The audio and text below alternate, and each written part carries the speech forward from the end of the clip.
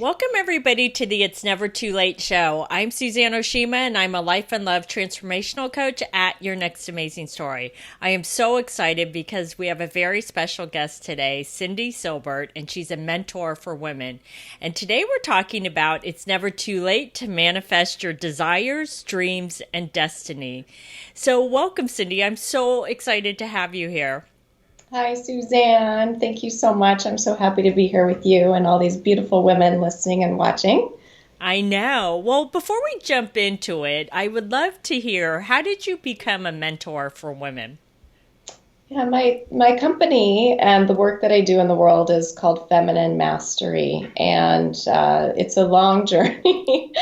But essentially, there was a time in corporate America where I sort of hit the wall, and I knew that that wasn't my everything path. At the same time, I had met my ex-husband now.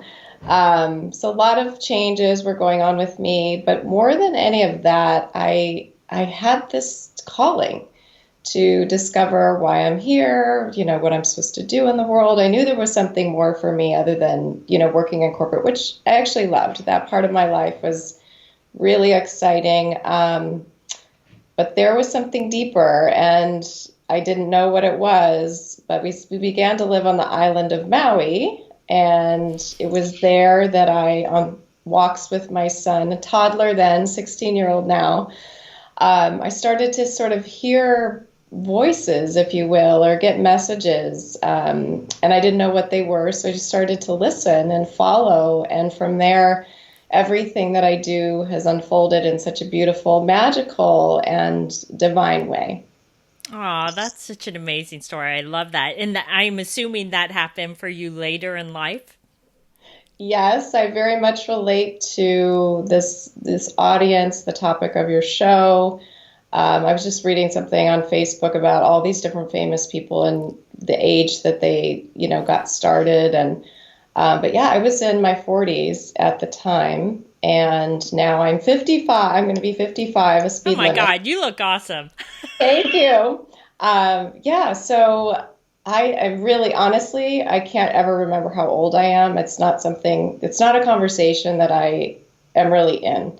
Hmm. But absolutely, I am at that midlife point, and at that point, I knew there was another chapter, and I love creation. I love creating from anew, and that's really through feminine mastery. What I help women with is finding out who they are, because most of the women that come and find me have hit a stopping point, whether that's divorce, they're exhausted, they're, shut down, but yet they're smart, they're powerful, they're empowered, but it's sort of like there's something new for them too, but they don't know what it is, and they don't necessarily know how to get there because they don't want to do it the old way, right? That led to wherever they were, or a sense of burnout, or being stuck, or not really having a sense of who they really are. Right. So, what is it that you think that truly holds women back from what they truly want? Their dreams, desires, and destiny. Yeah, well, it's overwhelming. It's like, especially, now that we're empowered and we have choices, and there's so many things we can do and different ways that we can express ourselves and take our life down different paths. But there really is this essential way that we're created. We have hearts, we have desires, we have a feminine self that in the old world, the old programming really was, we sort of had to brush that aside and sort of bury it. And it's not that we weren't feminine and beautiful or all those things. So the feminine that I'm talking about is the deeper part of our nature, the truer part of our nature. It's actually connected more closely with our hearts and our souls. And so I think what keeps women stuck is that rigidity of the old way, where there's these boxes we had to fit in, or these ladders we had to climb, or just even the mindset of, fear about doing the right thing, or time, this audience. But I remember time feeling like time was ticking away when I was 30. So those are all sort of dysfunctional mental constructs, if you will, but it's programming that we've all tried to find ourselves in. But it's like a harder push, and it's a figuring out, and it's a, having to do it right, and on the other side of that, not good enough, or fear. And so if you think about you can feel the energy of that as I'm talking. But yet we're these bright, beautiful, feminine beings with unlimited potential, creativity, and gifts that are there, whether that's intuition, our capacity to love. So what holds women back is sort of that model, if you will, being sort of trying to find yourself within that old framework. Right, right. Now, what if a woman is in that conversation with herself of, I'm not good enough, I'm not smart enough, I don't think I know how to do this, or I'm not going to do it right? How can she shift out of that? Because this isn't the first time she's having that conversation. We all know, right? And so, how can she shift out of that if that's a repeating pattern for her? Yeah, that's a great question. And shift is one of my favorite words. My podcast is called The Feminine Shift. And shifting is really the way out. And so when we are sort of I always say inside of that limiting conversation. So when we're in sort of an ego, fear-based illusion, it creates like a false place that we're dwelling in. Right. So what I would say is, number one, recognize that it's a conversation that's happening in your head. That's, again, it's programmed, right? It's automatic. And so what other approaches do a lot of times is, yes, you are good enough. Yeah, you are empowered. Go for it. Prove it. And that doesn't get you out of it. That keeps you in it, and it actually uses a lot more energy. And so that's why I think even the old way of being empowered is sort of fizzling out with this old masculine sort of paradigm that's deconstructing.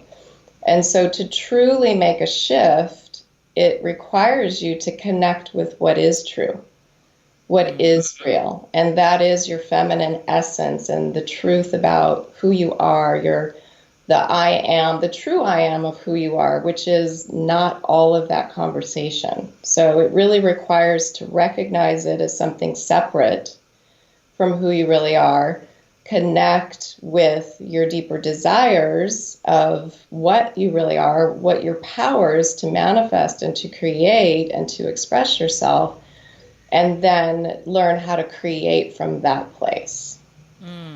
So, yeah, that's an essential framework. Clear, Connect, Create is like one of the essential frameworks that I work with in women, in addition to my feminine mastery archetypes.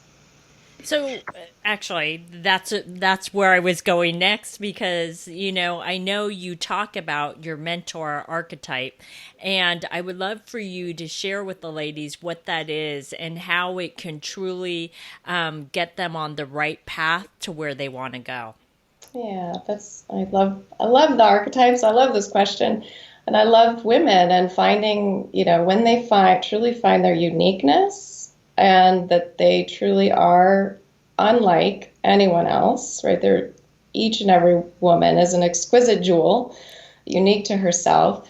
But the archetypes, there's 5 of them. They're the chameleon, which is our ego, the butterfly, which is our feminine center in our body, the honeybee, which is our sort of solar plexus. If you know the chakras, it's sort of our center chakra, the solar plexus chakra, our identity, our creator manifester.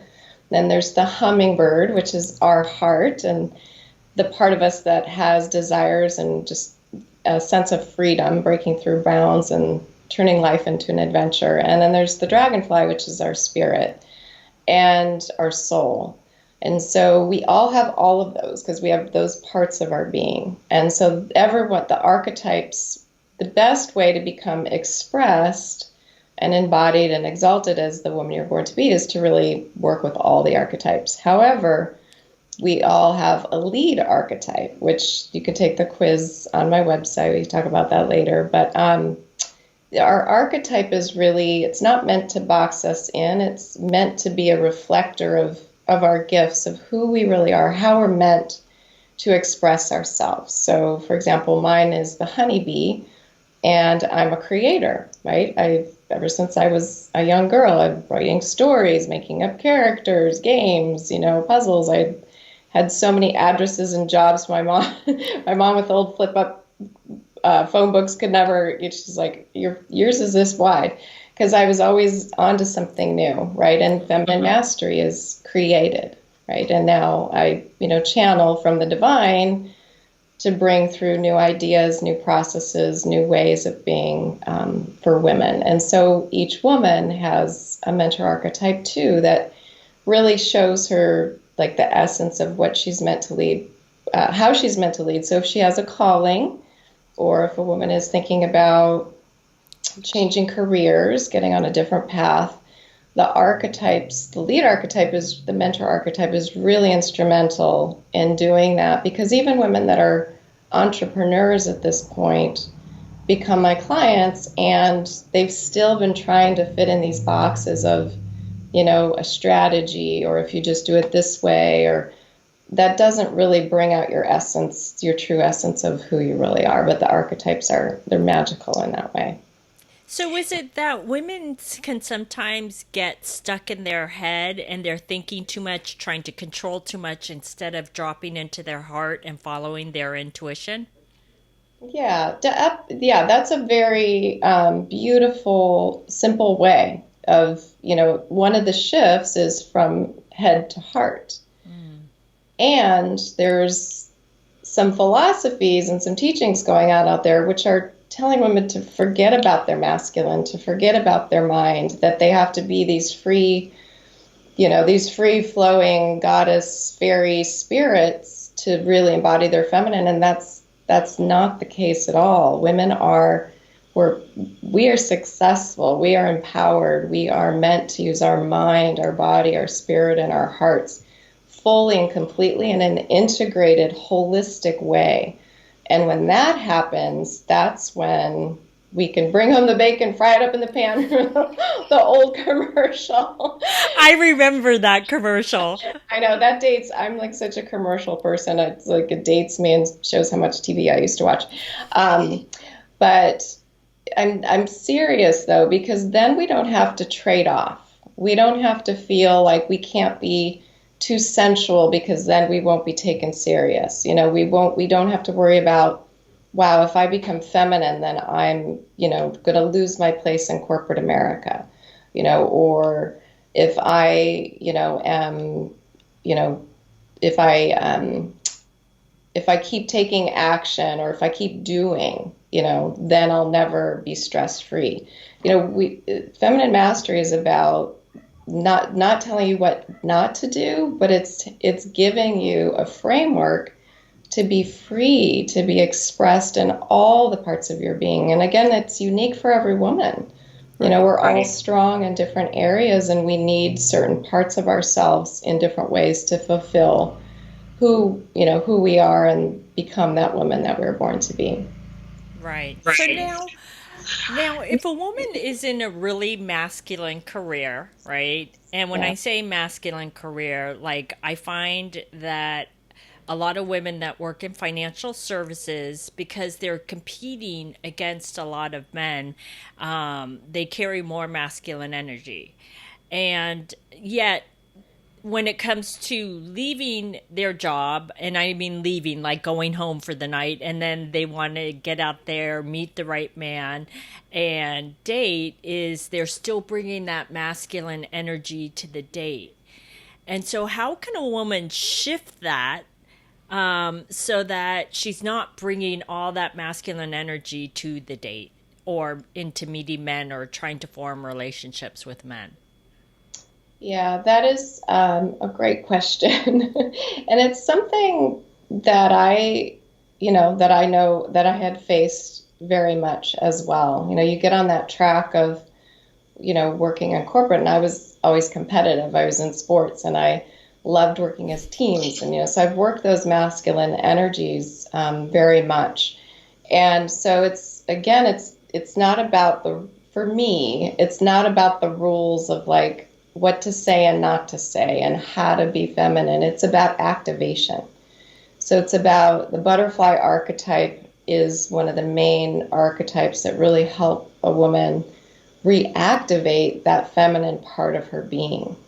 And once she does, her essence pours through, her light pours through, she feels different in her body. So instinctually, a man responds differently to that. And actually, the world responds differently to that. So that being embodied in your essence, your feminine essence, is what can bring you into balance with your masculine. Okay, so, and there are, things about, the masculine and not competing or not fixing, especially if you're wanting a relationship with a successful man, an empowered man. It's like they want a powerful feminine woman, but not a woman that's critical of them or trying to change them or fix them. They've already been down that path. Chances are they appreciate who they are, so they want a woman who appreciates who they are. So appreciation, gratitude, graciousness, reflection. But definitely men want feminine wisdom, right? Our intuition, our softness, our different perspective, right? But we can do that by what we call in feminine mastery is holding space. So holding a feminine space from your feminine essence allows anybody to come into it and they feel, wow, like I feel so accepted. I feel so free. I feel like I'm excited. I'm stimulated. I can communicate. So being embodied in your feminine and holding that space allows a man to come in and to feel all those things I was talking about, and we can still be in our power. Now, what if a woman says, because I can hear in my head what my audience is saying, okay, that's great, Cyndie. So I figure out how to activate this feminine power. But sometimes something gets activated within me as we go along in the relationship and where I start to take charge or take over and try to take the lead. What would you say to that? Well, I'd say I'm with you because I do that too. I have a very strong masculine side that I love. And, just recently, just a quick little story. My husband is an alpha male. I mean, he is big and he is burly and he is bright and he walks into the gym and all the guys are like, John, they want to talk to him. And women, are like, oh, he's so masculine, that kind of thing. So does he like to be bossed around by me? Absolutely not. Do I sometimes get a little bossy and want to take charge when something's important to me? Absolutely. And so it takes a lot of communication on when you're taking the lead, who's taking the lead, and then also to be sensitized to when they start to shut down. Okay, so when they start to shut down, they're not calling, and even if you're married and you're in a relationship, they're not calling, they're not texting, they're not sending flowers, they're not, that means that that means that you've slipped back into a masculine imbalance.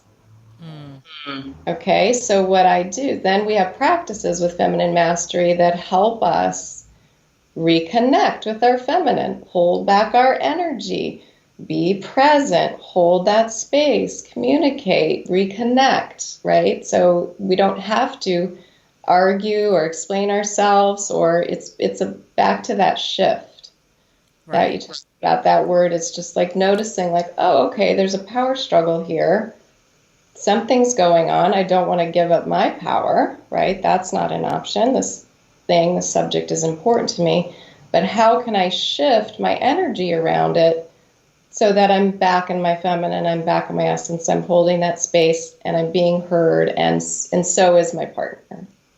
I love that you said to take that step back and kind of really examine what's going on, because I think the natural response is when he's not responding or coming towards you or being receptive to what you have to say, is sometimes our response as from our masculine side is to go more in, right? And to go more towards him and say, you're not listening, you're not, my needs aren't being met. And so I love that you talked about taking that pause and kind of asking yourself those questions. Yeah, yeah, absolutely. And I'm telling you, this feminine thing, it's magic. It's like, and I did, this is going to sound bad when I'm saying this, but you know that there's sounds that only dogs can hear? Yeah. Well, when you speak connected, embodied in your feminine, they hear you. And when you're not, it's like screeching, or it's like it's a different tonality that they essentially can't really hear you or understand what you're saying, or their instincts of protection or competition go up, and then there's a shutdown, right? There's a disconnect between the masculine and the feminine. Mm-hmm. And so that's really important for women to know too, is because a lot of our challenges, I think, when we're in our masculine is we feel like we have to scream, like we have to yell. We're not being heard. Wait, didn't you hear me? Do I need to say it again? How many times do I need to say it and say it differently? Blah, blah, blah, blah. And it's like, that's not it. It's where you're saying it from, and the tone and the energy. And is there a space for them to feel like that they can actually speak and you'll receive what they have to say? So the feminine plays such an important part in communication, and men are learning to be better communicators too, and to have open hearts. And so we're all learning to find this better essential balance between the masculine and feminine together, because women are not going to not be empowered anymore, right? We're not going backwards. And there's an opportunity for us to be more deeply embodied in our feminine and be empowered in a way that is more fulfilling to us, our relationships, and definitely the world as well. Oh, I love that. So, Cyndie, what would you say to the woman that right now is saying in her head, yeah, that's all great, Cyndie, but I feel like, this is just the way I am, and it's too late for me to really shift into that feminine power and really learn this new technique of being? Yeah, I would say I'm just holding that woman just sacred, and just holding her in. I get it. I understand. And, I don't agree. I've seen it before my very eyes. Women, 50s, 60s, 70s, beautifully connect with their feminine, let all of the edges melt and dissolve, move through painful experiences like divorce or shedding, 70 to hundreds of pounds, to saying goodbye to loved ones, to embracing their grief, to truly completing life chapters and finding themselves in a whole new way. So it doesn't, the true feminine, which I want to really put an accent on that. The true feminine is not, it's ageless and timeless. It has nothing to do with our physical age. And when we're embodied in our feminine, again, before my eyes, literally, and I have witnesses at a Maui retreat where we get to sit together and watch this process, and they're not, they're like, you look 10 years younger. And it happens like that. No makeup, no nothing. I mean, it's one of the miracles that I still am in awe of, because who you are, everyone watching, you are absolutely gorgeous. You're beautiful. Your essence is amazing. Your package is perfect. And it is just a matter of like the activation and bringing you out into the surface so that you are whole and you're embodied and you're shining and your beauty is seen, and all kinds of amazing miracles happen after that. Oh, I love that. You know, when you were describing that, I envisioned that a woman's letting down her walls, and that's how it gets activated. And it's almost like she's that caterpillar that transforms into the butterfly, and she becomes that beautiful feminine power, right? Absolutely. Yeah, the metaphor of the butterfly is it's actually the theme of the retreat. So, and I see you have your butterflies behind you. So, absolutely. And it's the most feminine archetype and it's a process of transformation. And the cool thing is it's your own essence and light and energy that does the transformation. Mm, You know, my job and the archetype's job is it's just to have you connect with that. It's already there. right. And it's so magical and it is probably scientific in some way, right? So that's the next step to scientifically prove feminine mastery in this transformational process that happens. Oh, I love that. Well, this has been amazing, Cyndie. So, how can the ladies find you? Oh, you can find me at femininemastery.com. There's a lot of I's and N's and E's in that word, so just look it up if you can't spell it, like some people can't. But it's the word feminine, the word mastery.com, and I definitely suggest you take the quiz, and there's links all over the site to take that archetype quiz to find out your mentor archetype, and then you can add an infusion to that, which is it's an audio package with me guiding you through a process, and then you actually get to connect with your archetypes, all the archetypes, and unlock that blueprint for who you're meant to be, your true self-expression. Oh, I love that. So, ladies, go get Cyndie's free gift. It's femininemastery.com. So, thanks everybody for joining us on the It's Never Too Late show. If you like our show, it's available both in video and audio format, which you can find at yournextamazingstory.com. And if you would like to get our free ebook, How to Create Your Next Amazing Love Story in 3 Simple Steps, you can click right here on the video, or you can go to yournextamazingstory.com.